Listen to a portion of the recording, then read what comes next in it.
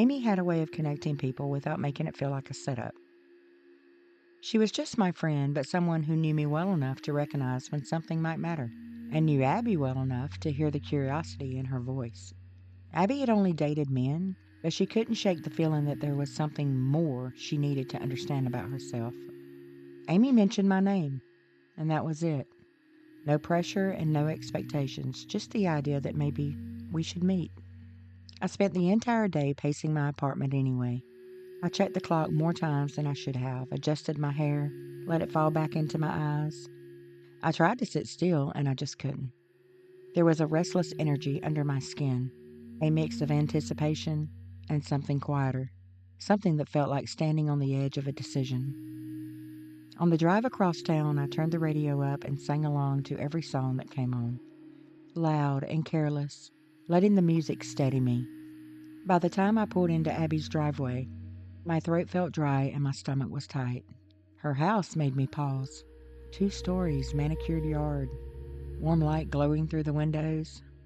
I sat in my car longer than I meant to, suddenly convinced I didn't belong there.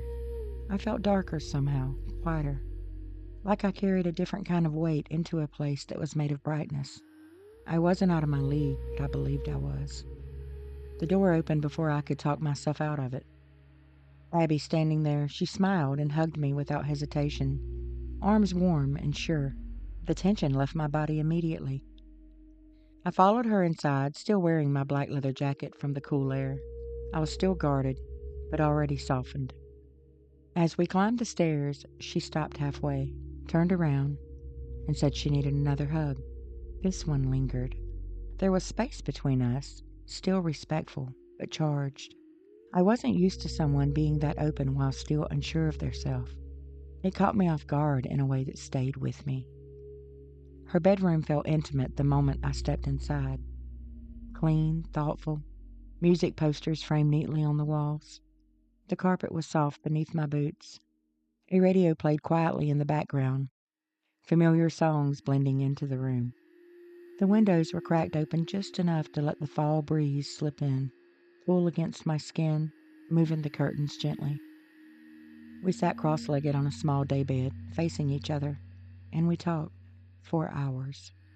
We laughed easily, watched each other closely. I noticed how her eyes lingered when I spoke, how she leaned in without realizing it. She asked questions carefully, honestly, and I answered the same way. I stayed patient. This was new for her. I could feel it. The curiosity mixed with the nerves, the way she tested her own courage a little at a time. I allowed her to move at her own pace. Her hand brushed my knee while we talked, once, then again. It was casual, almost absent-minded, but my body noticed every time. A slow pull low in my stomach, awareness building, tightening, spreading under my skin. Eventually, we moved off the bed and moved down to the floor. Shoulders pressed together as we went through photos and drawings. The radio continued to hum softly behind us. The closeness became unavoidable, and then when she pushed me back, it surprised me. Not because I didn't want it, but because she did. She hovered over me for a moment, eyes searching mine. I could see the hesitation, and the bravery forming beneath it. I didn't rush her. When she leaned over me more, I felt the decision settle between us, and I let go.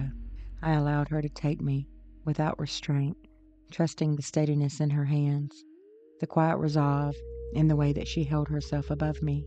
There was nothing frantic, nothing clumsy, just intention. Our bodies met slowly, deliberately, learning the shape and rhythm of each other. Friction softened by patience, movement guided by instinct more than a thought. Every point of contact felt chosen. Her skin carried the faintest scent of strawberry and vanilla, warm and close, grounding me in the moment. I breathed it in, let it anchor me there with her. She grew more confident as I yielded. I felt it in the way that she pressed closer, the way she held me there, present, sure. This was new for her, but she didn't retreat from it. She stepped fully into it, and I followed. There was no separation between tenderness and want, no line between giving and receiving, just closeness, a quiet understanding unfolding between us as our bodies moved together with purpose. And afterwards, we just stayed where we were. The radio played softly. The fall air drifted over my face through the cracked windows. Our breathing slowed and found the same rhythm. The scent, still in the air. Nothing needed explaining. I stayed 4 days and nights at her house, wrapped in laughter and quiet mornings, in the ease that comes when something new feels unexpectedly right. When I finally returned to my routine, curiosity had turned into certainty, and surrender, when it's given, not taken, feels like trust.